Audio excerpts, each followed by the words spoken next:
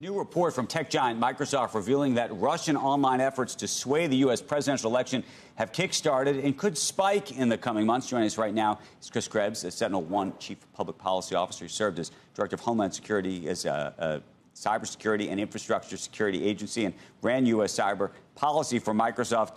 We should say now works for a competitor of sorts to Microsoft. Is that fair to say, Chris? Yeah, absolutely. In the security segment. Yep. In the security segment. So when you look at this report and you look at what needs to be done, how much of this is a private sector issue, which is companies like Microsoft need to change the way they are working, versus what you think the government is supposed to be doing? Yeah, I think stepping back, there's been a couple reports recently on Russian, but also Chinese and Iranian influence. And these reports talk about both traditional media, social media, but also the increasing availability and impact of AI through information operations.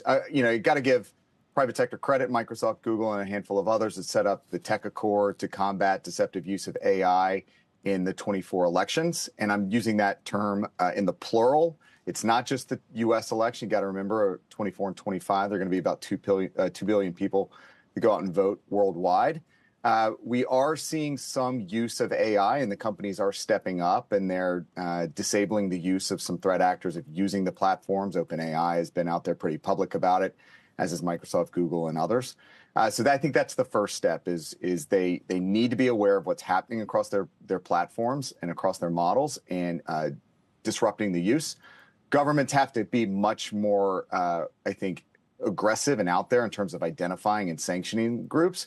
But then ultimately, it's going to come down to us, you and me, and your viewers, that we can't be easy targets. We cannot be soft targets. They're really just trying to amplify a lot of the existing divisions that we already have. And keep cool heads, take a deep breath, and go about your days. So I'm not really sure I understand what you're advocating for. You're saying it's on us. I have to say, if it's on us, we've got problems. Hey, look, I think the fact that we're going to have a vote on aid to Ukraine today or over the weekend is a sign that maybe these efforts by the Russians to undermine U.S. support for Ukraine, while perhaps marginally effective, at the end, they're not achieving their strategic goals of disrupting Western support for Ukraine. Now, what about problems with Microsoft? I mean, just a few days ago, we were talking about Microsoft's process lapses that exposed the government to hackers. They're warning about Russia's designs on the election here, but to what extent is Microsoft even ready to deal with these issues? That's a separate issue, and this does get to the heart of one of the challenges that Microsoft is facing right now. Is they're a conglomerate. They're across software, hardware, operating systems, cloud, security, AI now. They've got a lot of different balls in the air. And, what we have been saying is, as Andrew rightly pointed out, as a competitor in the security space, is focus on secure products, not security products. What we'd like to see, and what the Cyber Safety Review Board from the Department of Homeland Security recommended, is they get back to basics on internal security controls and fix some of the culture issues. Actually, Amazon Web Services, Chris Betts, the CISO over there, had a great blog post yesterday about how AWS is approaching security. So there are things they can absolutely do to tighten up the ship internally.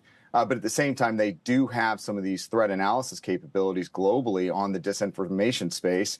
You got Clint Watts over there, who's a regular over on the MSNBC side. And, they have pretty deep insight, as does folks like Mandy at my own Intel team at Sentinel Labs is tracking an actor known as Doppelganger. We have to stay on top of these threats and keep information flowing and expose these guys.